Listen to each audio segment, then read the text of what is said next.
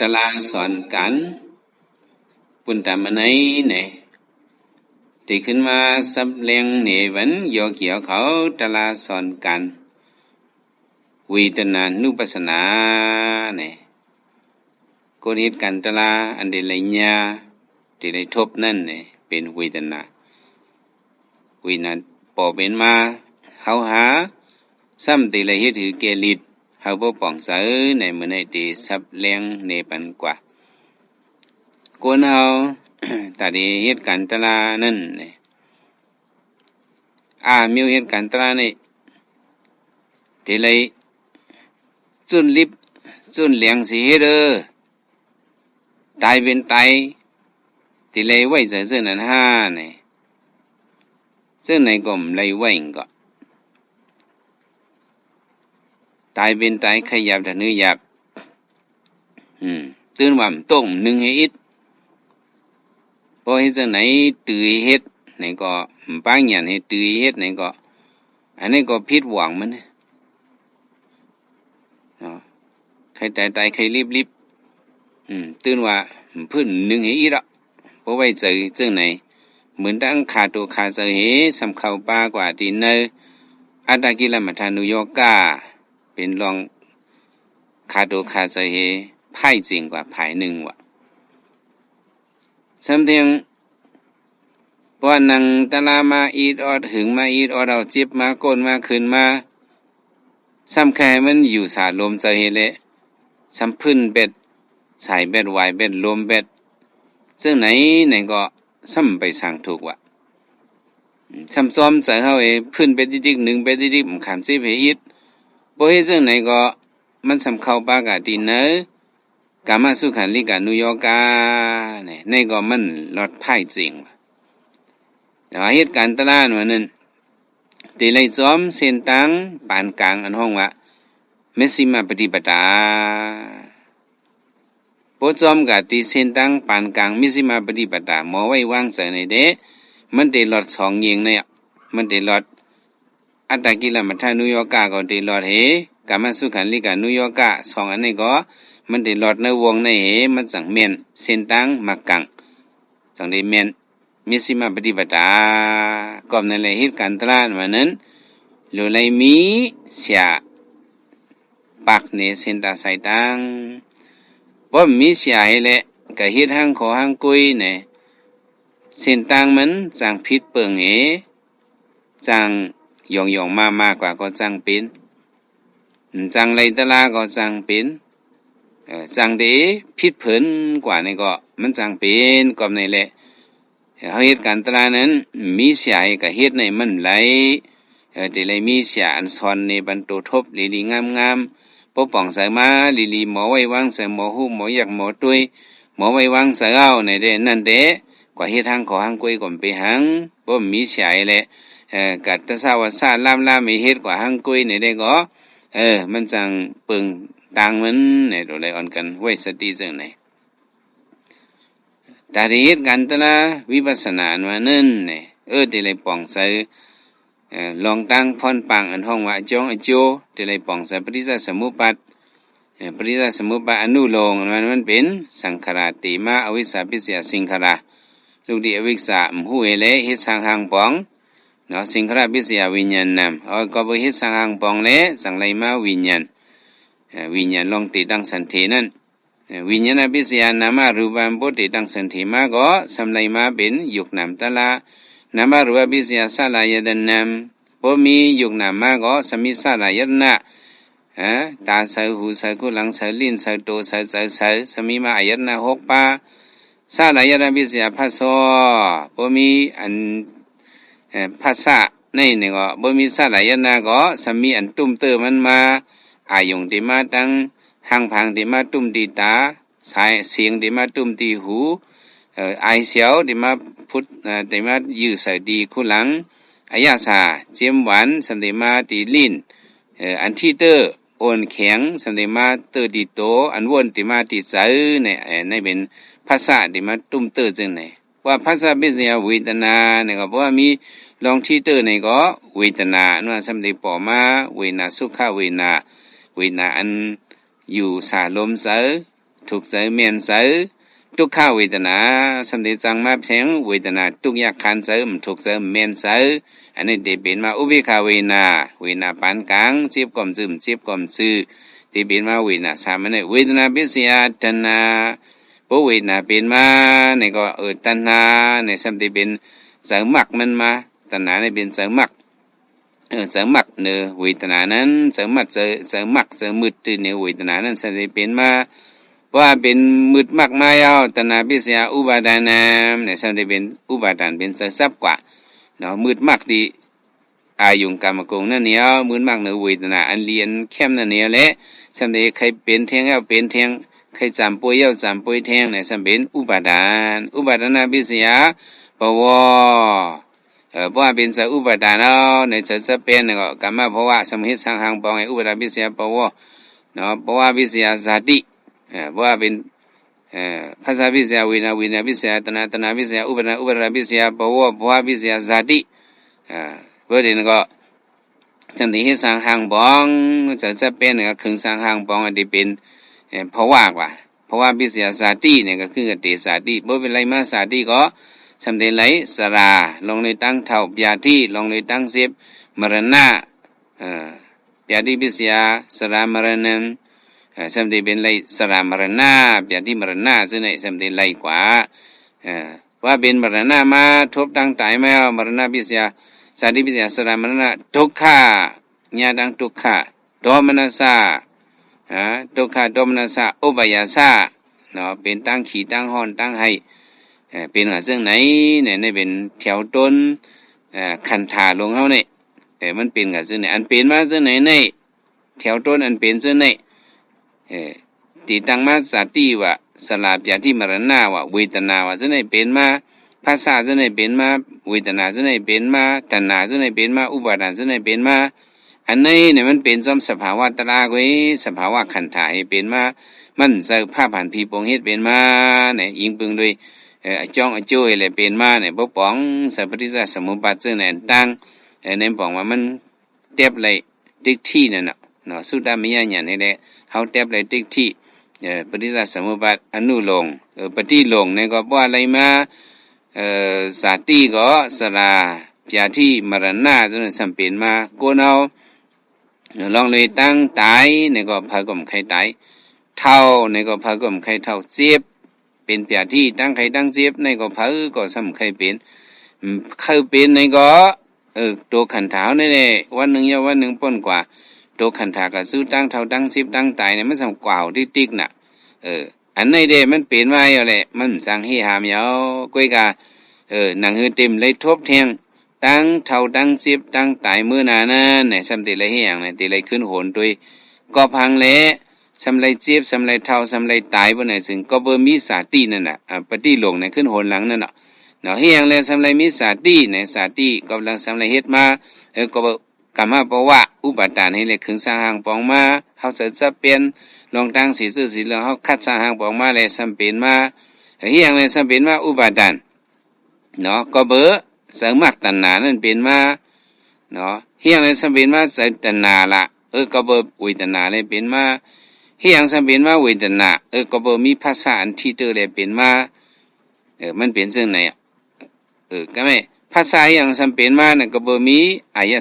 ยตนะ6เปิงก็บ่เฮียงเลยมีอายตนะสำเป็นมาก็บ่เป็นมานามยุกเฮียงเลยสำเป็นมานามยุกก็บ่ว่าลูกดีปฏิสันธิวิญญาณนี่เลยเป็นมานามยุกเฮียงสำเป็นมาปฏิสันธิวิญญาณละก็บ่สังขารพิเศษเนาะ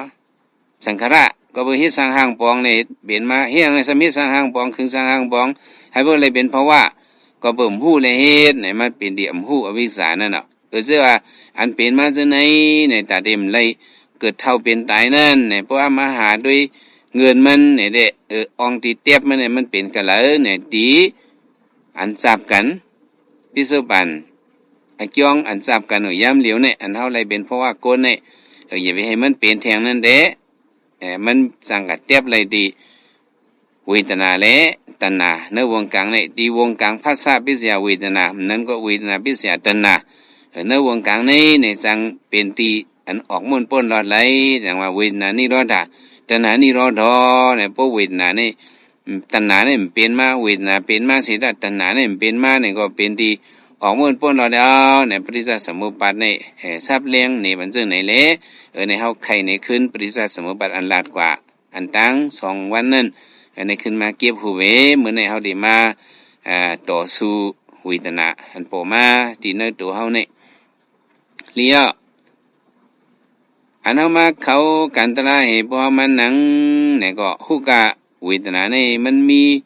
อยู่กูขิงกูเข้ามันลดโหภาษีก็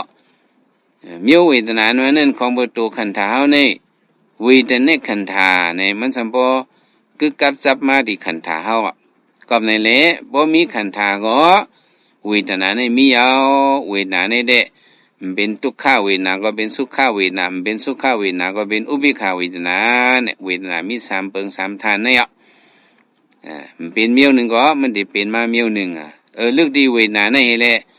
พอเอาธรรมดามันว่าเด้อันเฮามีญาณให้ด้วยกว่าเวทนานั่นเด้เวทนาพิเศษตัณหามันเข้ากับสู่ตัณหาติ๊กๆก็หนังคือมันเต็มเข้าสู่นั่นในติละเฮียงล่ะเอาสติปัฏฐานในมาจิมอ่ะ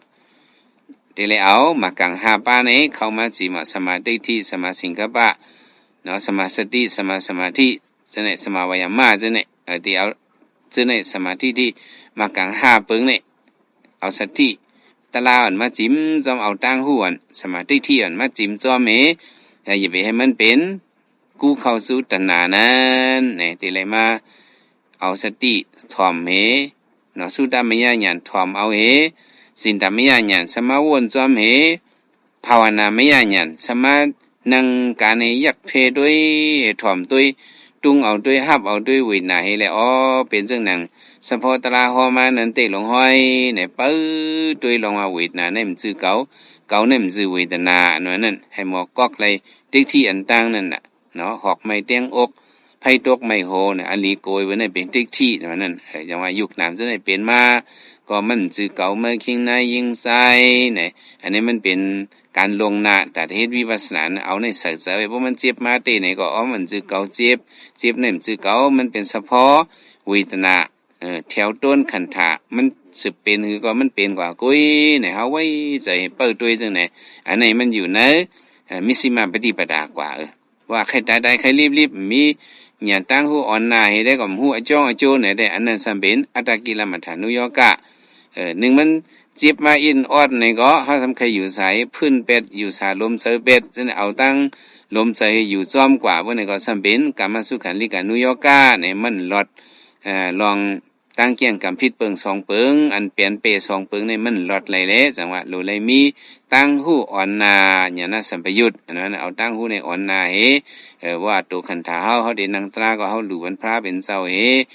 มีตัวได้ตั้งเสอก็ยาวเก่ามาคิงในยิงไซนั่นมีเอามันเป็นเฉพาะอันว่าเก่ามาคิงในยิงไซตาหูคุณังซบโตใจซะนี่มันเป็นเฉพาะปิญญาก็เนี่ยเฮาปากเป็ดปิญญาถ้าไปตัว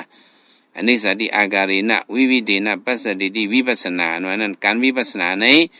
ปากเป็ดปิญญาตัวเอาเฉพาะประมาทอันเป็นยุคตระนำตระเฉพาะเป็นรูหันในห้องว่าวิปัสสนายาวจังว่าการวิปัสสนานั้นเมียวหลายๆห้องว่าวิปัสสนาล่ะกะหันหังพระเป็นเจ้ามินมาหันยานตามินมาหันผีว่าหันสร้างว่าหันเงาเลี้ยงลงว่ะหันปูเผือกปูขาวลงโพสู่ต่อลงจังนั้นในเป็นตราเพราะหันจังนั้นในไรมักตราโผตราเนี่ยมันเจออันนั้นมันเจอตราสีแขกมันเจอตราสีอิดอันนั้นมันเป็นนามิกอายงกุ้ยเนาะมันเป็นนามิกอายงอันมา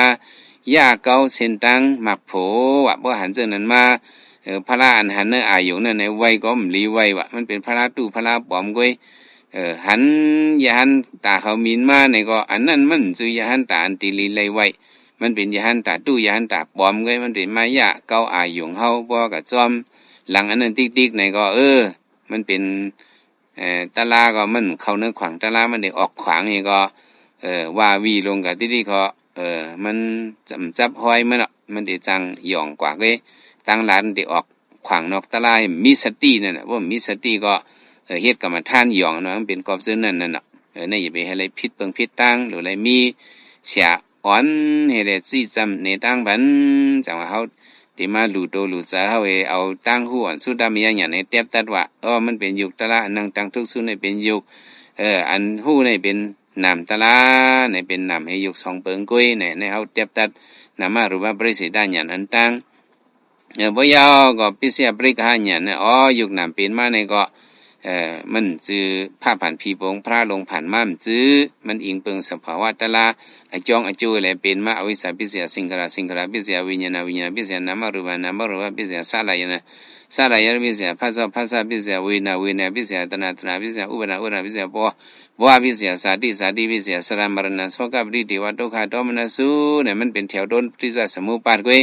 อันนี้มันเป็นเฉพาะเวทนาอันภาษาอันเวทนาอายตนะซึ่งในมันสื่อเก่าเฮามาเอาตั้งหู้ไหวบันสัมสระอันป้ายเนี่ยนั่นเองเฮาก็มัดหมายว่ามันเป็นเก่าในมาตั้งสัมสระเสตะมือพองเฮามานั่งการตลาดในเด็กก็ตั้งหู้สัมสระอันป้ายเนี่ยนั้นเฮาปดไว้กำหนึ่งเอาตั้งหู้อันมีสั้นเนาะตั้งหู้สั้นสูงเนาะอันตุ้ยป่นกว่าตูเนื้อลงในให้เลยหันตูหยันนั่นเนาะอันเฮาว่ารูปะเนาะหางพังเฮาว่าตูอันเป็นตัวเฉพาะตะลาเนี่ยให้เลยหันว่าตัวเอานี่โรคบดีเนี่ยเฉพาะตัวเนี่ยมันเป็นอย่างไรโรคบดีเนี่ยมันรู้เหลียวแหลกลายแล้วเฮาได้ปองสารไหนนะเฮาตัวปากแวดปิญญาไปให้เลยหันเฉพาะปรมาตถ์อันนั้นมื้อที่เฮาตัวได้ก็เฮาได้เอาเฉพาะปิญญาอันตั้งนั้นก็เมื่อนั้นลาดว่าตัวดีหน้าผากเลยเนี่ยเฮาเอาใจเยื่องดีหน้าผากอ่อนเฮาเยื่องดีขี้มอมเนี่ยก็จะเยื่องดีขี้มอมเอาเฮาเอาใจจับดีขี้มอมเฮาดีหน้าผากเฮาซึ่งในเนี่ยอันนี้มันเป็นเฮาเอาใจจับดีปิญญาอันตั้งก็ไม่ตัวดีปิญญาเฮาฮู้ดีฮู้ออกมันเอาใจเฮาตำนิมาเฮาเอาใจเฮานิมอายงสันตะลานั้นพวกจะนิมไว้1ทีในห้องวันสันเฮารู้เนาะวิตกวิสระปิติสุขะเอกกตาเนี่ยเอาใจอันมาตั้ง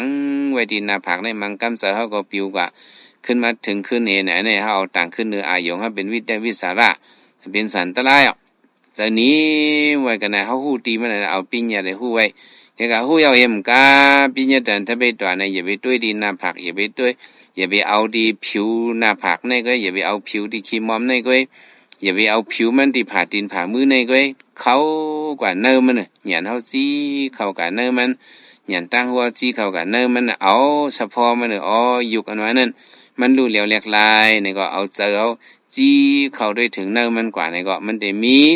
คมลิดคมลอดสันพินสันพอนมอนยบมอนเย็บเน็ดทิดเน็ดทอดเกียนจิตเกียนซอดไตล้อมเลียม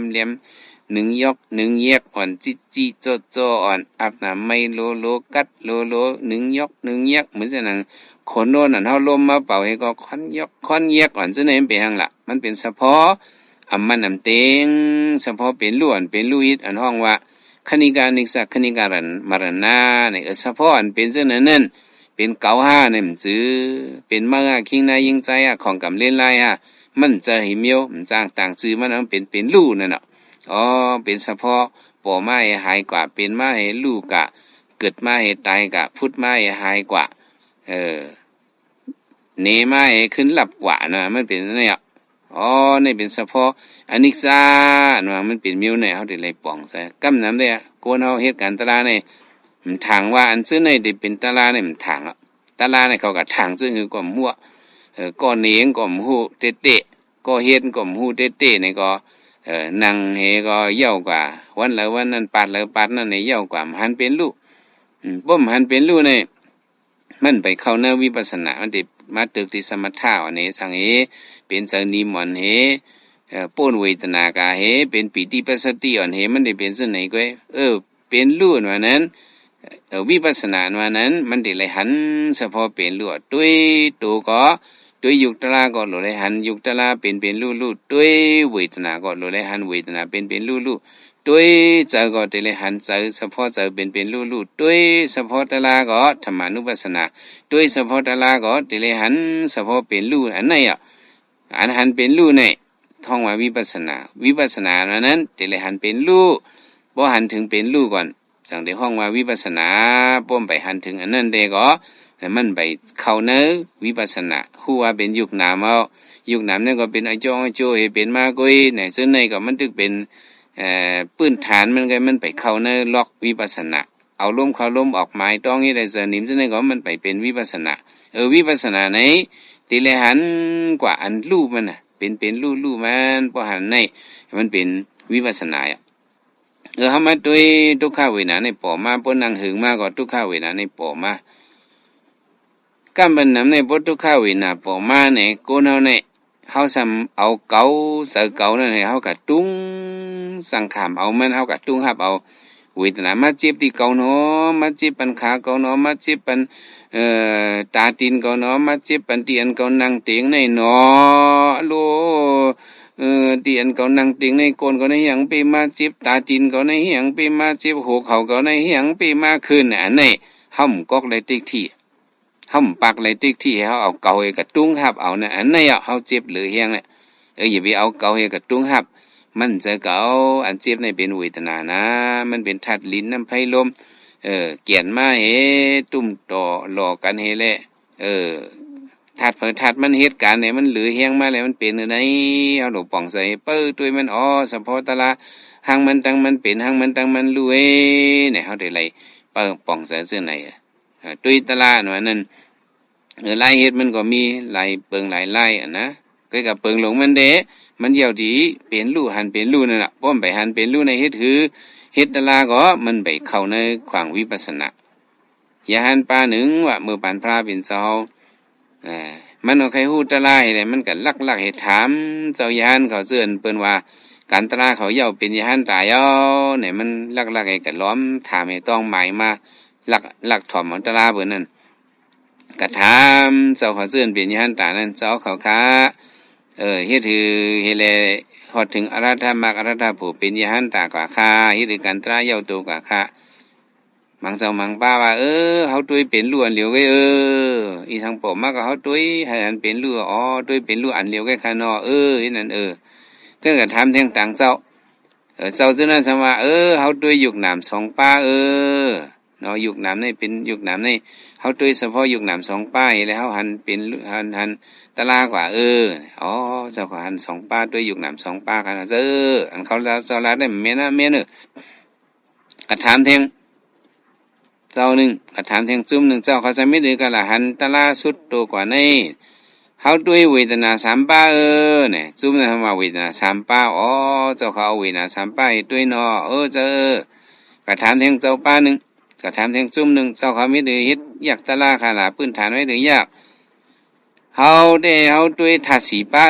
ปฐวีอาโปเตโสวายอันน่ะเจ็บมากกว่าอันเกียนแข็งมาเจ็บมากกว่าเป็นธาตุดินเนาะอันโอนกว่าจังได๋เป็นธาตุลิ้นอันเลือดอันไหม้มาได้เป็นธาตุไฟเฮาด้วยจังนั้นเนาะอันพูดอันสังได้เป็นธาตุน้ำอันเอาตรงหนึ่งได้เป็นธาตุลมเฮาด้วยลิ้นน้ำไฟลมเฮาได้ธาตุสีป้าเจ้าเขาด้วยธาตุสีป้ากันเนาะคันถามถึงซุ่มนึงซะว่าเฮาด้วยนี่เป็นขันธาห้าโหเฮาเด้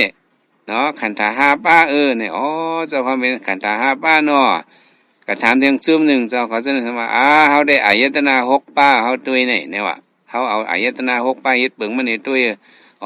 เจ้าเขาซ้ำ6ป้าเนาะก็ถามเรื่องซุ่มว่าสมาเฮาได้ด้วยบ่สัง7ป้าสิว่า7ป้าก็ถามเรื่องซึมหนึ่งเฮาได้มากังเป็ดป้าเนี่ยมันเจ้ากวางแผ่นหมดดอกเฮ็ดอยู่ไหนเขาเจ้าเฮ็ดตนาในกองธรรมะ1ว่ากองมา2ว่ากองมา3ว่ากองมา4กองมา5จุ่มว่า6จุ่มว่า7จุ่มว่า8หาได้กวางหมดเฮ้ก็ถามพระกว่าเพียวกับสุดีพระเป็นเจ้าค้าคาราเบลก็ถามเจ้ายานเขาจะนำบางเสื้อมาด้วยว่าเป็นลู่เมียวเหลียวว่าคำว่าด้วยว่ายุกหนำ2ป้าว่าคำว่าด้วยเวทนา3ป้าคำว่าด้วยธาตุ4ป้าคำว่าด้วยขันธา5ป้าคำว่าด้วยอายนะ6ป้าคำว่าด้วยบ่สิ่ง7ป้าคำว่าด้วยหมักกัง8ป้าเนี่ยซึ่งเหมือนนั้นค่ะล่ะเป็น1 2 3 4 5 6 7 8เหมือนนั้นเฮ็ดหรือค่ะล่ะพระเป็นเจ้าก็ถามซึ่งไหนพระเป็นเจ้าว่าดิเจ้ายานมันก็เอาตัวนับมันก็แหละเนาะมันก็เอาตัวนับมันก็แหละอันเขาเจ้าด้วย เป็นรูอันว่านั้นก็มันเอา1อันนั้นว่านั้นเป็นรูเมียวเหลียวว่านั้นอันนี้ซ่าเมียวเหลียวว่านั้นเขาต้วยล่องมันคือมันอันต้วยอยู่น้ำ2ป้านั่นก็ต้วยอยู่ตะลาน้ำตะลามันคืออันต้วยเวนา3ป้าก็ต้วยเวนามันคืออันต้วยถัดลง4ป้าก็ต้วยถัด4ป้าเนี่ยมันคืออันต้วยขันธา5ป้าก็ขันธาเนี่ยมันคือเปิ้นต้วยอันเป็นลู่ๆมันนั่นอายันนา6ป้าก็อันมาอายุมาตั้งตาหูคุณนางซบโตใจซะนี่เปิ้นต้วยก็เปิ้นต้วยเอา6ปึงเสร็จแล้วก็เปิ้นต้วยหันเป็นลู่พอสิ่งเสร็จป้าก็เปิ้นต้วยเป็นลู่เนาะมากลางเป็ดป้าก็เปิ้นหันเป็นลู่ไม่ไปเอาตัวนำหรอตัวยำมันน่ะเป็นลู่นั่นเนี่ยพระเป็นเจ้าสังฮอดตะลานี่มันจังได้ขึ้นป่องฮู้ตะลากว่าในก็เหมือนนั่นเนาะเปิงลงมัน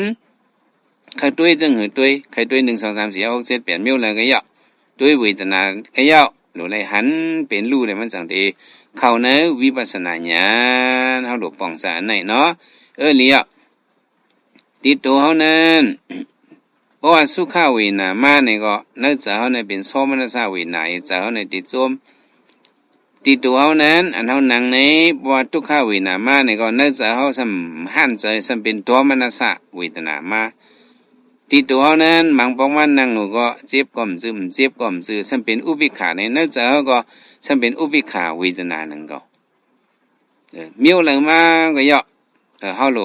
หาให้หันเฉพาะเป็นรูมันน่ะเฮาด้วยเวนานี่ก็ยุคตะลาก็มันก็ป้าซ้อม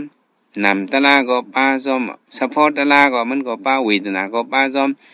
เนี่ยสติปัฏฐาน4ป้ามันเข้ากันล้อซ้อมกันเนาะเปิงลงมันเดะหลูปองเป็นรูนั่นหลูปองเป็นรูบ่มไปปองเป็นรูได้ก็มันได้กระต่างฉันมันก็กระต่างโดยเฉพาะปิญญาที่ว่าดินเกาเจ็บโหเขาเกาคืนเนี่ยอันนี้ติซาด้วยนี่ก็สาเขามันได้กระจับเหนือปิญญาบันตังกุยกาปิญญาดันทบิดว่าปากเป็ดปิญญาเพอนิจจาดิอาการินาเข้าหาด้วยเฉพาะอนิจจทุกขาอนัตตาเข้าหาด้วยให้หันเป็นรูให้หันอันสารพินสารพรให้หันอันมอนยอบมอนแยบให้หันอันนิดทิศทิศทอดให้หันอันลู่ๆเหลียวๆมันกว่าอันนี้มันได้เข้าถึงวิปัสสนากว่าเฮาด้วยผาดินนี่ก็อย่าไปด้วยอันผาดินอันเผิกๆเลืองๆนั่นด้วยเข้ากับเนื้อหนังนาผาดินนั่นมันมีไว้สารพินสารพรนิดทิศนิดทอดเกียนจิตเกียนจอดให้หันไปอันไหนมันจังนี้มันเข้ากับเนื้อวิปัสสนาญาณนี่เข้ากับอันไหนเฮาด้วยก่อนเจ็บฮัลโหลเจ็บลงในเจ็บมาแห้งหนาเนี่ยอย่าไปตึกที่อันก่อนเจ็บเนี่ยเอาเหงียนเฮาตามโดยจีโดยก่อนเจ็บนั่นจอมหิมอ่อนมันจอมเหนือมันจอมผิวมันแต่มีมันชื่อว่าเจ็บเป็นเปลือกเหลียวไว้ไงมันได้งานยอกงานแยกนิดทิศนิดทอดเอาเหงียนเฮาจี้เข้าได้ปื้อโดยมันหึงเมียวด้วยเวทนานั่นก็พอเอากึกป้ายเหงียนให้เฮาก็ได้เลยจุ้นป้อมจุ้นก็มันป่นเวทนาเนี่ยป้อมจุ้นก็มันป่นกาได้เลยเอาหนกตึกก็เฮาเอาหนกตึกในก็มันชื่อว่าเฮาเอาใจโตใส่กับขามเอามันชื่อเอาเหงียนตั้งหัวนี่ก็อยู่ไกลให้เปิ้ตุ้ยว่าเป็นเวทนาในตัวลงในขันธาลงอันขามมันมันชื่อเก่านี่ก็อยู่ห้ามนอกมันนี่ก็เปิ้ตุ้ยไว้เหมือนหนังตัวในตั้มตุกสุกให้เฮาอยู่ห้ามไกลนี่ก็เปิ้ตุ้ยเจ็บลงขึ้นมามันได้เป็นจังหือเมื่อได้เจ็บได้ตานหือเอาเมื่อวาลูเมื่อได้เป็นจังหือแทงเมื่อได้ฮักกะเมื่อได้พูดกะเมื่อได้ขาดกว่า5ในว่าจังนั้นเลยให้กำนั้นเลยเฮาสำกับว่าจังอะโลเกาที่พูดอะโลขาเกาในที่ขาเฮาเอาเกาในกะเกาซ้อมนั่นน่ะอันนี้มันเป็นติ๊กที่ข้องคำอันนั้นอย่าไปเอาติ๊กที่มาคำอยู่ห้ามไกลห่างอินนี่ก็เปิดด้วยมันเมื่อได้เป็นหือแทงเป็นว่าจังไหนเจ็บเลยแต่ไหนแก้วเป็นหือแทงเอาเมื่อวานเลยเขาได้เต็มปันจิบเจอเต็บจิบตุ่มปันจิบเจอเปิดด้วยกว่าหรือได้อยู่ห้ามห่างอินอยู่ไกลอินในเปิดด้วยมันน่ะอย่าไปว่าเป็นเก่าก็เจ็บว่าเป็นเวทนาเนี่ยมันเป็นเฉพาะห่างมันตั้งมันเป็นหนูเจ็บเนี่ยเอามันวานั่นน่ะจุ้นนั่นน่ะเขาเอาเหยียนตั้งหัวจุ้นในเดะมันสื่อเป็นอัตตกิลมัฏฐานุโยกะมันเป็นป้อมหูสังเฮเลมีเสียสมาเฮเลหมอไว้วังว่ามันเป็นยุคนามเฮเลกันเกียนเอาซึ่งนั้นได้ก็มันป่องเป็นรองคาตัวคาเสือด้วยกะอันเฮานี้ชื่อว่า เฮาตั้งใจเฮ็ดให้มันเจ็บซื่อแหละเฮาไว้บัดมันลีๆเมื่อเฮาเต้นนั่งก็เฮาก็แม่ลีๆสือบันลีๆนั่งไขกดก็เฮาเอาตีนเฮาเตียงกันเฮาเอาตีนเฮาไขกันเฮาไว้ให้มันรวมใจให้เปิ้ด้วยเนี่ยมันโปมาหังก้อยมันเฉพาะตะละมันเหนมาอยู่หังมันตั้งมันเนี่ยเฮาหลุเปิ้ด้วยกันมันเจ็บขึ้นมายังขึ้นมายังก็เฮาหลุปี้ใจเปิ้ด้วยมันน่ะอยู่ห้ำห่างมันนี่ก็เปิ้ด้วยอย่าไปก็อยู่ให้เอาโตจะเฮาก็ขำตุ้งให้เอาจังนั้นอย่าไปเฮ็ดอ่ะอยู่ห้ำไกลนี่มันได้เป็นหือแทงเปิ้ด้วยเฮ็ดก้นด้วยปล่อยนั่นน่ะนะเปิ้นกาก็ห่มเข้ากาจ้อมแม่น่ะเฮาก้นนี่ก้นเปิ้ด้วยน่ะเหมือนเต้าเอียงเวทนาในปอกใน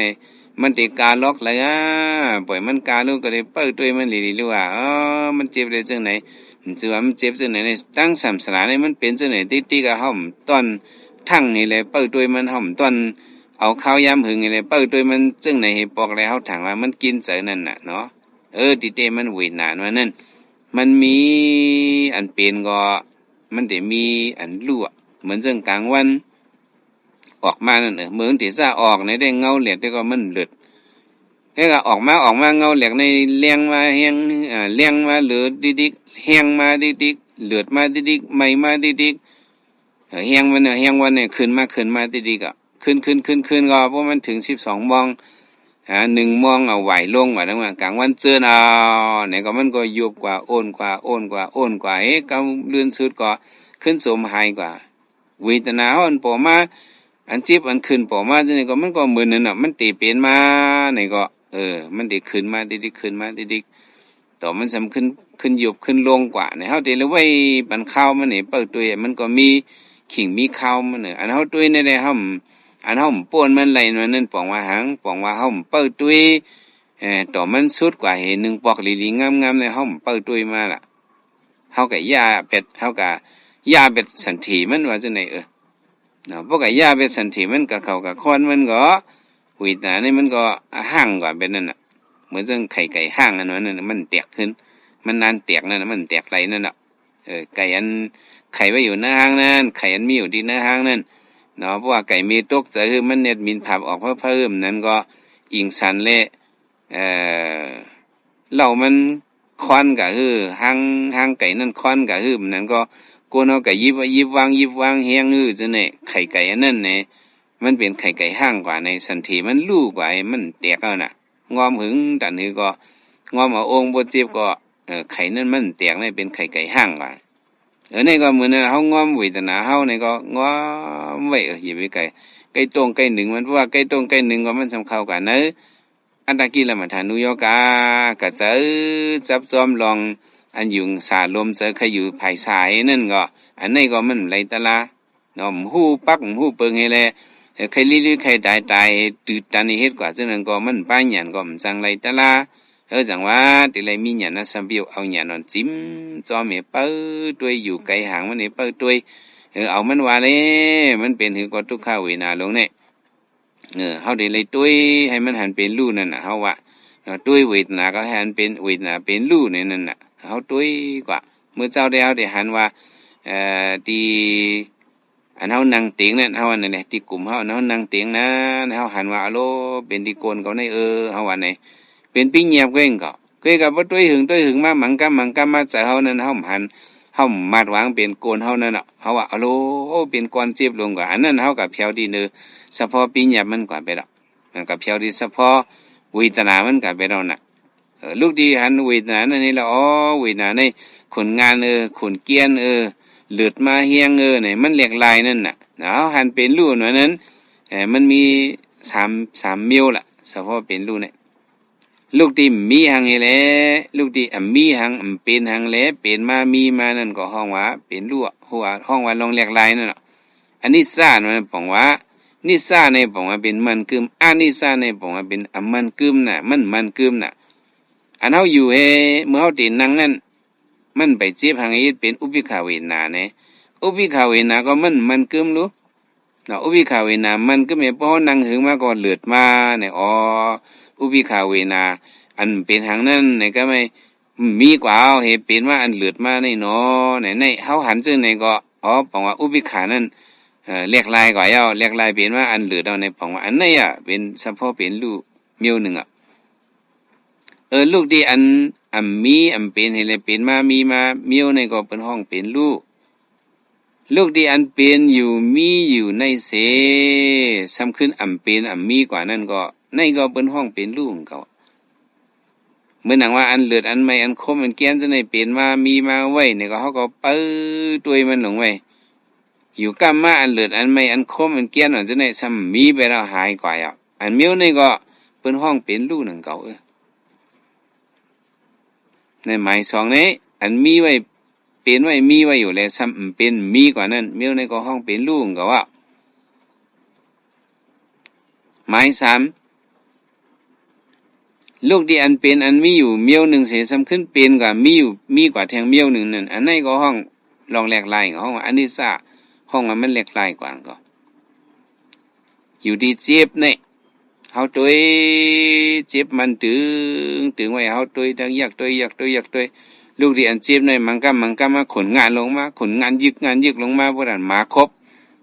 พวกหลังมันอมน้อมเองแหละพวกหลังมันอมหนองเองแหละครบงานยึกลงนั่นแหละในเด้ลูกที่อันขึ้นจืดๆให้แหละทำงานยึกลงมาเนี่ยอันไหนบอกว่าลูกที่เมียวหนึ่งขึ้นเป็นกับแทงเมียวหนึ่งอันไหนก็มันในบันลองวิจนะมันกึมเนี่ยเขาที่ไรเปิดตุยตุยต่อถึงเจ้าหือก่อนละให้พวกป่องใส่เป็นลูกเด็ดๆวานั่นเองต่อถึงเฮาหยันเฮาสัมปหันกว่าเป็นลูกอ่อนเป็นลูกอิดอันห้องว่าคณิกานิสะคณิกามรณะนั่นแหละตาที่หันในคณิกานิสะคณิกามรณะนั่นเนี่ยตีเลยเฮ็ดให้ศรัทธาวิริยะสติสมาธิปัญญาห้องว่าปู่ห้าป้าเนี่ยมากังห้าป้าเนี่ยรู้ให้มันเพียงกันเนี่ยแต่ว่าสติเนี่ยรู้มีเสียสติในเปิดด้วยมันเดียวใครเอาพื้นเอาหนึ่งก็สติเอาในทิ้งบันพื้นหนึ่งเนาะเจอดีพ่งเจอบิวเนี่ยก็พ่งบิวเนี่ยขึ้นเอามาจูเวนะเจอขั้นปอมาก็มันขั้นเจอใครก้านปอมาก็มันกั้นเนี่ยสติเอาในทิ้งจอมสมาสติเอาในทิ้งจอมสมาธิอันเฮาก็จะเฮาอย่าไปมันพงปนนั้นผิวเอามานิ่มเลยนิ่มที่เจ็บก็นิ่มเลยนิ่มที่อันคืนก็นิ่มเลยอย่าไปมันผ่าที่ตัวเฮาเนี่ยบ่มันเจ็บหรือแฮงมาใครขึ้นเอาเจอเฮามาหรือบ่ก็ด้วยเวหน้าก็มันก็ตัวใจมากก็เนาะกันตลาดมันง่ายก็รู้อะโล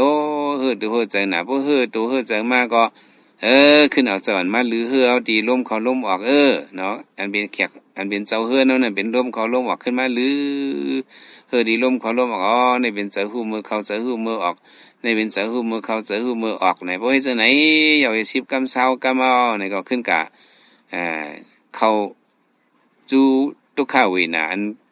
อันว่าปันตั้งทุกข้าวนั่นทุกข้าเวนะมาปันตั้งทุกข้าวบ่ฮอมหมอเอามันเนี่ยมันมาปันตุกข้าวบ่ฮอมหมอเอามันสัมปันพรหลีเฮาจังว่าลกลายหน่อยนั่นเนาะอันที่มาปันพรให้เฮานั่นก็บ่ฮอมหมอลิมเซมันนี่แหละมันขึ้นเป็นอันปันพรหลีเฮาเหลือบ่มีติแตกนั่นเนาะทุกข้าวเวนาลงปอมาบ่ฮอมหมอเจอมันปันพรให้เฮาที่เอาเฮาเป็นต่อสะก็ก็บ่ฮอมหมดเอามันนี่ก็สำดีให้เฮาเฮ็ดเป็นญาณลีลงญาณพายลงมาในเฮาโลหู้ล็อกลายมันผมหู้ล็อกลายมันมันไหล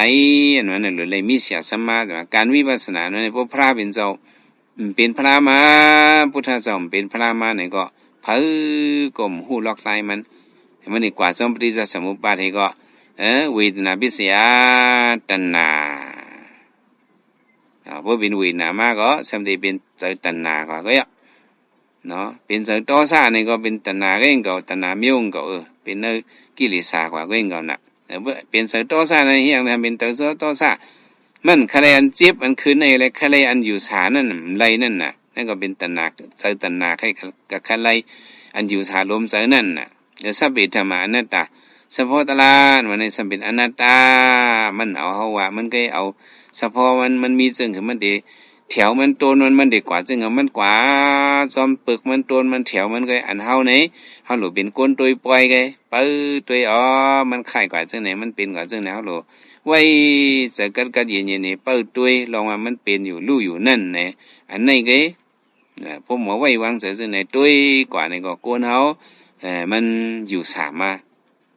ก็พังน่ะก็บ่ห้ำเอาก เกาให้กับตุ้งหับเอานั่นน่ะกำปานำได้เฮาเอาเกาให้กับตุ้งหับเอาอะลูเมก็เสียงไห้บ่ใครออกนั่นน่ะเมอะลูเจ็บหนาวเมน่ะเสียงไห้บ่ใครออกนั่นเฮาเอาเกากับตุ้งเอาล่ะอย่าไปตุ้งเอาจังนั้นอ๋อมันแค่ยังเป็นละก็บ่จุน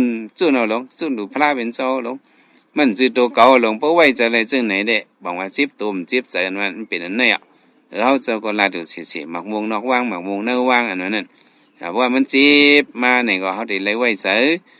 อย่าไปไว้ใจเรื่องหมักมงเนื้อว่างว่าหมักมงเนื้อว่างเนี่ยเขาก็ว่านี่เป็นของเก่าหมักมงเก่าเปิ้นมาปิดก็เขาได้ตื้อใจเจ็บใจนั่นบ่เป็นหมักมงนอกว่างเนี่ยเปิ้นปิดเอาเนี่ยก็เขาก็ตื้อใจเจ็บใจเขา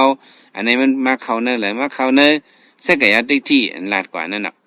ลงในติ๊กที่น่ะเสกยาติ๊กที่ไหนว่าเป็นเก่าของเก่าตัวเก่าของเก่าอันนี้มันเป็นตาเป็นเนื้อมาก็มันหมอไว้วางซะแล้วมันเป็นรองเลือดรองไม่ติดตัวติดใจนั่นอันนี้ก็มื้อน่ะเวนาปอมาก็ไว้สิหมักมงนอกวางมันสิหมักมงเข้าลงมันสิเจ็บนี่มันสิเก่าๆนี่มันสิเจ็บบ่ไว้วางเป็นหมักมงนอกวางนี่ได้ก็มันสิเจ็บตัวไว้มันเจ็บใจเวทนาหน่วยนั้นตีเลยให้มันหายเนี่ยจึงก็จังนั้นเนาะตีเลยให้มันหายเวทนาเนี่ยมันหายตีเลยหันให้มันหายจะอันเฮาใส่ใจว่าเวทนาปอมานึงอันนั้นรู้ให้มันหายเนี่ยเขาไว้ใจนะให้ใครมันหายเฮ็ดนั้นมันหายบ่มันหายบ่เฮาใส่ใจพี่ด้วยมันหายเนาะเวทนาเนี่ยปอมาก็ดิด้วยตรงบ่หายกว่าหรือว่าหน่อยนั้นเวทนาเนี่ยมันหายมันได้แลกลายกว่าเว้ยพอมีขันธาก็มันก็มีเวทนาพระยานตาเขาเจ้าก็เขากันตนาเขาเจ้าสุดในก็เวทนาเขาก็ดึกมีมันหายเนาะเมื่อไรมีขันธาเนี่ยก็มันจังได้หายเวทนาเนี่ยพอดึกมีอยู่ได้ก็มีขันธาได้ก็เวทนาเนี่ยก็มันมีกูขิงกูเข้ามันเป็นทุกข์เวทนาก็เป็นสุขะมันเป็นสุขะก็เป็นอุเบกขามันดึงถอกลายกันนู่นนั่นเนาะนั่นจะเฮาในอย่าไปกล่าวว่าเขาได้ให้มันหายอย่าไปกล่าวว่าหายนั่นมันเป็นปุญพรตลาไงสัพพิธรรมะอนัตตาเฉพาะตราเนี่ยมันเป็นอนัตตาเลยมันเอาเฮาว่ามันได้เอามันว่าหายมาหายนั้นเป็นปุญพรมันหันมาหันเป็นรู้เนี่ยจะเป็นปุญพรเฮาปุญพรโยกีเนี่ยหันเป็นรู้ให้ว่าหันเป็นรู้เนี่ยเป็นปุญพรโยกีเอาติเลยไว้จะยืนจะยาวอย่าไปจะเฮาอย่าไปมั่งสังเสเมียวเนาะอย่าไปมองหังเหเมียวมันป่อมาจึงก็ห้ามจะเอาจำหนังพิสุปันเป็นมานั่นเนี่ยมันเป็นมาหมอกข้างในเหมือนในขิงในข้าวในเป็นมาหมอกข้างในในก็เอาหมอกข้างในไงล่ะเปิ้นได้เป็นนั้นนะว่าเก่าซ้ำไปเป็นล่ะในก็ตะลาเผยตะลามันไงมันเหมือนกันเลยพี่น้องเกิดพาเพกันมาก็ตะลามันเหมือนกันเนาะมาเขาตะลาจุบเหลียวโฮมเหลียวกันในก็มันเหมือนกันตะลาเผยตะลามันไงวิบากาเผยวิบากามันเผยสังมาก็ห้อมหู้น่ะมันก็วิบากการนำเขาว่าวดเขาไปมานานนั้นหู้ตัวห้างผางมันนั่นแหละมันมีกูก็เอาวดห้างผางมันมีก็กะบ่เฮ็ดการตลาดนั่นนี่แหละเอาตลาว่าละเฮาอยากหันเวทนาอัน1 กำ 1 กำในเฮายืนเลยอยากเลยเวทนา1 กำ 1 กำ1 เซกันอันยืนกว่า1 กำยืนกว่าในเด้อะโลเหมือนตั้งเฮาหมดเลยเพ่งอะไรดังนำโยกีเอาเขาก็นั่นแหละเสียสมาเขาสั่งสอนว่าโปโกทุกข้าหลงอย่าไปกูทุกข้าอ่อนว่ะเนาะโปโกทุกข้าอ่อนในสมติกันญาทุกข้าหลงเนี่ยเสียเจ้าหลงเขาสั่งไว้จึงไหนโปโกทุกข้าหลงอย่าไปกูทุกข้าอ่อนนั่นว่าปองหังทุกข้าหลงนะเป็นทุกข้าสามสลาหลงในห้องทุกข้าหลงกะคำโมกุอเปสีดีนั่นสัตตาโลอบายาสกะเกยสติสางลายตรีสัมปิตาสุรเกในเนี่ยเป็นเฮือนเฮาน่ะอันนี้เป็นทุกข้าหลงว่ากะตกงลายเนี่ยก็ไผเลือดๆใหม่ๆลงมีติลิบหลับใจอิดแหละเลยขามวยอยู่ตั้ง24ชั่วโมงในโยกีเขาวนด้วยแหละอันนั้นเป็นทุกข้าหลงอันนั้นมันนังตะลายจีบในมันก็เป็นอ่อน1 ตี 1 ยอมอันนี้เป็นทุกข้าอ่อนอย่าไปโกทุกข้าอ่อนแม่นโปโกทุกข้าอ่อนในติกัญญาทุกข้าหลงซะนั่นอันนี้เฮามัญญากับปานวิปัสสนานี่เฮามีส่วนหมดเลยทุกข้าหลงซื่อนั่นน่ะโยกีเขา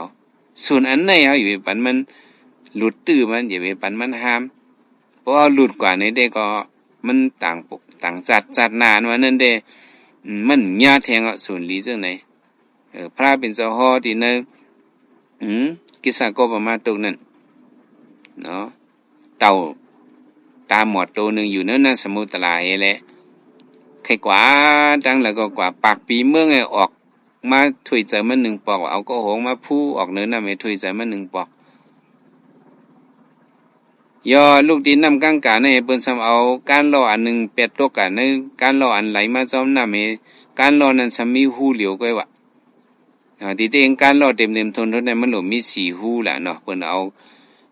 ไม่การรอนั้นใส่ให้ได้ซุปเอาเสือกมาดให้ได้ซุปก็โหโวนั่น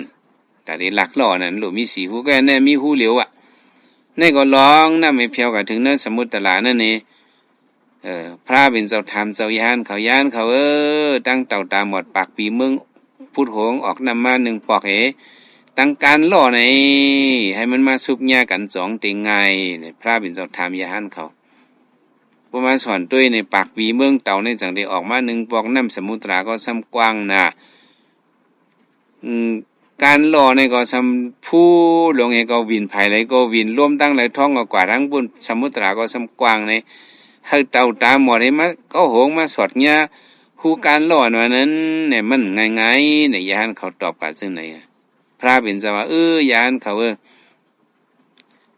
เต่าตาหมดให้สอดหญ้าคู่การล่อนั้นเนี่ยยังตีจังเป็นอะไรอยู่สังว่าเต่าก็มตายการล่อก็มพังเหลียวบ่ไหนจึงปอกนึงก็ปอกนึงก็โหเต่าในยังเดจังกับสอดหญ้าคู่การล่อว่าสลอมต่อยเด็กกับสอดหญ้าคู่การล่อตาดีเลยมาเป็นก้นในเดมันง่ายหยับเสียนนั่นว่ะโยกีเขาว่าเนาะเพราะเขาตายจัดในก็มึงมองจัดที่มาจังไงเฮ็ดเอาการในได้อย่าไปมองอีปฏิละอย่าไปมองละให้มันไหลส่วนลีมันหนังจัดในมันเมียวก็ในแล้วเขาหลูฮู้กาขันเพราะว่าอันเขาไหลไว้ในหลูคัดใจเนาะวีนาปอเป็นมานั้นก็ปกดทุกขาหลงอย่าไปกดทุกขาอ่อนอันนั้นเนาะอันเฮามานั่งเจียบเสียบจะเป็นทุกขาอ่อนก้อยงานไรมันเป็นทุกขาหลงเตี้ยโลไม่อยู่24ชั่วโมงคงแล้วก็มันสาใจให้คงตะลี่สานี่ก็มันสาใจตุ้ยล่ะเนาะแมวกินหนูฮื้อเนาะหมาคบกินหนูฮื้อคบกินไก่ฮื้อจังได๋เสือเขาคบกินตึงกลางงี้พันจังได๋หมดแรงอ่อนคบกินตึกเลือนจังได๋ไหนมันเจ็บตานหือฮักเต้ตายเต้เลือดเต้หยังเต้อันไหนเป็นทุกขาลงจังได๋สัมสระทุกขาลงก็เป็นปิดตูปิดตานี่ก็เหมือนนั่นเนาะทุกขาอยากเลยขามากินตั้งนิบตั้งเหลียงจังนั้นก็มีกุมโยปิดตาแล้วในลาดเมียวมันผมไล่บ่ด้วยนะปิดตาวุทูนั่นอสุรแกก็เหมือนนั่นเนาะเป็นผีปอดหนึ่งเป็นโกนปอดหนึ่งเป็นตริกสารปอดหนึ่งขามทุกขะมังซื้อขามกลางวันทำเกี่ยวกลางคืนกลางซื้อทำขามกลางคืนเกี่ยวกลางวันฉะนั้นมีกุมเมียวอะไรเป็นดังทุกขะลงก้นเป็นอสุรานั่นได้กำนำได้ก็กลางวันมันก็ในเหตุการณ์เมือกกลางคำมาสำไว้พระลานนับหมักฉะนั้นมันก็เป็นอสุราวะมังซื้อแซมกลางวันในสมเหตุการหลีกุโสกุมเมียวกลางคำมันสมหาลักหาเลือดเหตุการอากุโสนั่นก็พรหลีมันก็กลางวันเลยกับคำอากิโอพรหลีกุโสเฮกลางคำมาสมแบบกับเป็นปิกตาเฮกับเป็นอสุรากับปันมากินกับตกอะไรจังไหนก็มีทั้งน้ำเอาจังว่าป้อมเหตุการวิปัสสนาว่านั่นนี่อากุโสลงซะนั้นเนี่ยมันเตียบไหลมักตราโผตราเตียบปันแหละกุโสอากุโสอันไหลล่องไหลขอมไหลหยันมันจังที่ขาดป้าหักป้าโหมันน่ะเนาะเนี่ยก็ในแหละวิปัสสนาว่านี่บ่มสุนลีเตะมันมังยาเนาะเฮาโยกีเขาสั่งไหลมังยาให้มาคึดค่อยกันตั้งศาสนาพระเป็นเจ้าเฮืองปึงใส่ก่อนฮอตลาบันก็มีหูเฮาอันหมอถ่อมตะลาก็ซัมมีเจอเฮาอันป้าเจอตะลาก็ซัมมีในเด้อย่าไปโกทุกข้าอ่อนในอันเฮามาเป็นหนูเจี๊ยบปู่ในมันเป็น1ปัด1ตีก็ยอกี่เขามานั่งตาในอันเลยเขาในเจี๊ยบจิโคดออกไปตีเนอในแก้มไปยินให้ก่อ เจ้าผุยปังตรามาแต่ไหนในย่อเกียนมาลัดในตราว่าคาเปในหนังในเจ็บกว่าตั้งตูตั้งคิงจิโคดอไปดีในเจ็บกว่าเสียงในมันไปมีก็มันก็เจ็บกันเลยเจ็บเตียนเฮาตำผักเฮานั่งเตียงในเลยเจ็บตีตาตีนเฮาโหเข่าเฮาหนึ่งปอดหนึ่งตอนนั่นก็เลยเนี่ยเป็นทุกข้าอ่อนเงยอย่าไปโกทุกข้าอ่อนโพโกทุกข้าอ่อนที่กันเนี่ยทุกข้าลงนั่นเนออันทุกข้าลงนั้นได้ใครขามก็เลยขามอำใครขามก็เลยขามใครเงี้ยก็เลยเงี้ยใครเงี้ยก็เลยเงี้ยไปก็ทำรถเลยนั่นทุกข้าลงนั่นอย่าไปโกอ๋ออันทุกข้าอ่อนในเฮาเงยมาขามห้าในมันเจอเฮาเงยเลยมาเฮ็ดตะลามสื่อกำพองในหมู่สังกวนเงือก็เฮ็ดกันตะลาเฮาตัวเฮาลีอยู่ลีงามๆอะไรก็ขามเจ็บเป็นนางในกวนเงือก็นั่งให้รับตาที่ก็หันสังลาในเขาก็หูตาเนื้อก็ล่ะเขามีตาหยานลูกกวนนั่นล่ะจึงนั่นเขาก็มีตาเนื้อตาผู้ดูศีลลงตาปั่นไหวสามสลาเขาก็มีหมักตาซึ่งนั่นไงน่ะอันพระเป็นเจ้าก็มาเทียมสังปารมีมาสีสังเขไปเซนกำพาเฉิดตุ้นล่างไม้เลยไล่มาตาหยานั่นน่ะเขามีนั่นน่ะแต่ว่าก็ในกันนั่งรับตาติหานั่งล่ะรับตาหันรับสิ่งพืชก็เนี่ยอันนั้นสู้ก็เอาตาเนื้อตุ้ยก็ล่ะสู้กับหันสังล่ะอันพระเป็นเจ้าเนี่ยเด้ตาหยาเนื้อพระเป็นเจ้ามาในบรรตาหยาเนื้อตาจันสูงก้นจันเต็มห่วงก็ก้นนางตะลาในเป็นก้นเงือวะนางให้รับตาที่กหันสังลาเนี่ยวะอาโลในเป็นตาหยาเนื้อโยกี่เขาเปิ้นใครว่าเฮาเงือก็ให้เขาวายเล่นเนาะเฮาไว้ใจละเปิ้นว่าเฮาเป็นก้นเงือก็เฮาลักหลอมลักไว้เฮาลักจอมหังลักจอมพระเป็นเจ้าอันพุ่งกรรมปารมีอย่างนั้นกว่าเฮาลักจอมพระเป็นเจ้าพุ่งกรรมปารมีผู้มีปารมีญาณใหญ่เด้ๆจี้บันเส้นตั้งญาณนั่นเฮาเลยมาคิดไขว่เลยมาทบญาณนั่นน่ะเพราะเฮาเฮ็ดนี่ก็เฮานี่เป็นคนตกปังเนาะสุนลีมีอันไหนแลเฮาเอานี่ก็สุนไลอันนี้ปอกสองนี่อย่าไปอย่าไปมองยอกี่เขาอย่าไปมองมาปาเตมาก็ต้องเฮ็ดลีเมื่อฟุกมาก็ต้องเฮ็ดลีอย่าไปมองสุนลีเหมือนจังนั้นเหมือนไหนมันมีแทงอย่าไปว่าจัดนาละเนาะเมื่อพุกมาเนาะศูนย์ลีเตเหมือนจังไหนเหมือนน่ะย่ำว่าเลยก็ในแหละโปโกทุกข้าอ่อนอย่าไปโกทุกข้าลงไว้จะหาทหารนั่นเนี่ย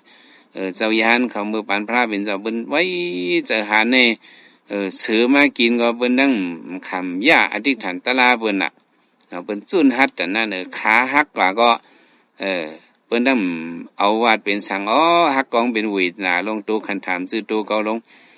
ตายวันก็มันติดตายวันลงเมียวโตลู่เหลียวลงเนี่ยตายจอมตะลากว่ากลมตันไหลตะลาตายก็อยู่ไหนเปิ้นไว้เจอจังไหนเปิ้นคาเจอเดว่าเปิ้นไหลมักไหลผูกกว่าจังนั้นเฮาเอาจังไหนเฮ็ดเป็นอินแฮงเฮาจังว่าวิตนานุปัสสนาเนาะนั่นทุกขเวทนาก็จังมาสุขเวทนาก็จังมาอุเบกขาเวทนาก็จังมาก็เป็นเวทนามาเนี่ยก็อย่าไปตึกตีเวทนาในพดตึกตีเวทนาเนี่ยก็มันดึกเพียวเนื้ออายุปิญญากุ้ยดึกเป็นสติปัฏฐานกุ้ยหรือไรหันเวทนาลู่เหลวแหลกหลายแตกย้ายอำมันอำเต็งก่อยหาเหลียวเสียงเป็นลู่ให้บ่ฮู้ถึงคณิกานิสักครีอมรณาให้หันเป็นลู่ในจอดแตกสันลงกว่าจิโคดอไปตีนนั่นนะให้บ่เจ็บจิโคดอไปตีนเนี่ยมันมี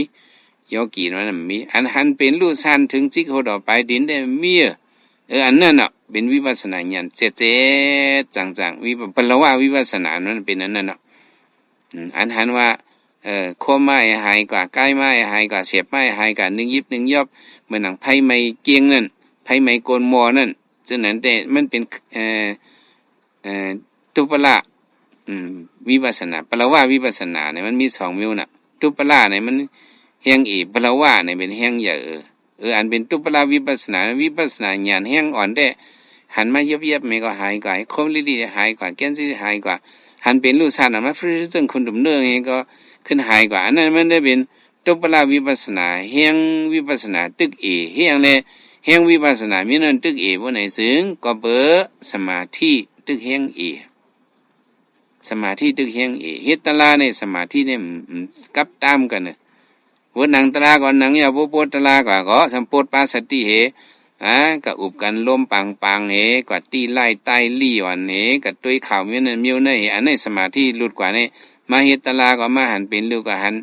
เจ้าผาตีนเนาะเจ้า1ศอกกว่านี้1ว่าอันนี้1คืบกว่านี้ชันพี่ฟลัวก็หายกว่าจึงรวมเป่าอันนี้เป็นจังไหนก็ไล่ตะลา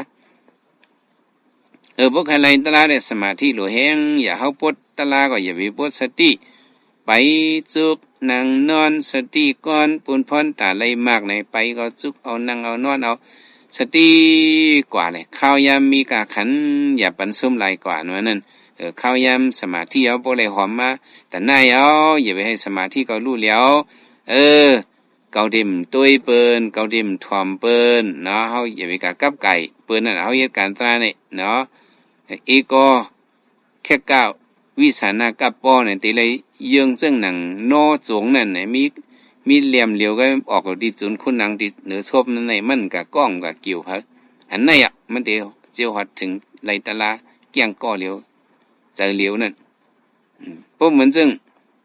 เขากลางนั่นเนี่ยมันเป็นเข้มลงนะเขากลางเข้มนั่นสุกซักเนาะก็มันกับคำยุ่มกับคำคือว่าจังไหนตุกข้าก็นั่นน่ะในก็เหมือนนั่นน่ะอย่าไปกับก้องคำสังไว้เหมือนจังโนจง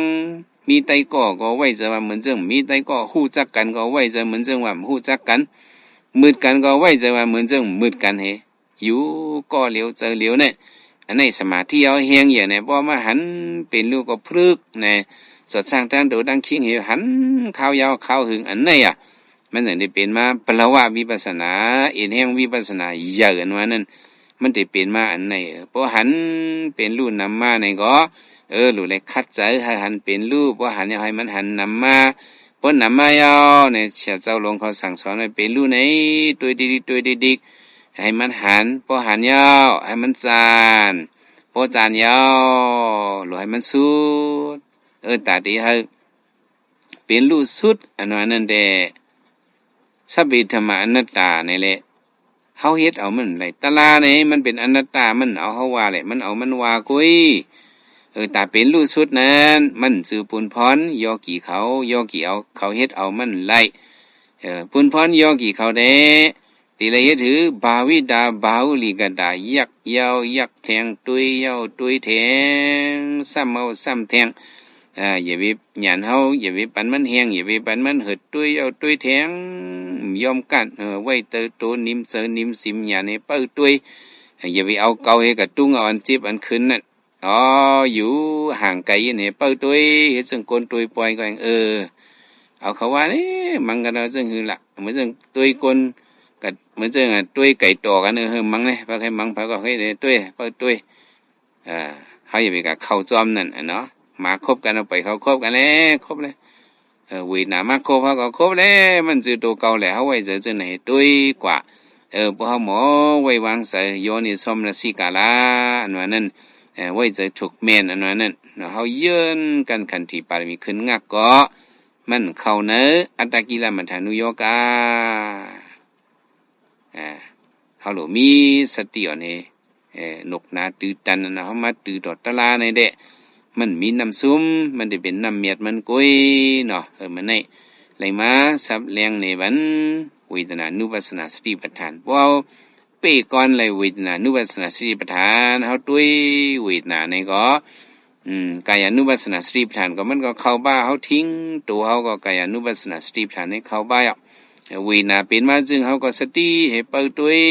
มันก็เวทนานุปัสสนาสติปัฏฐานให้เป็นมา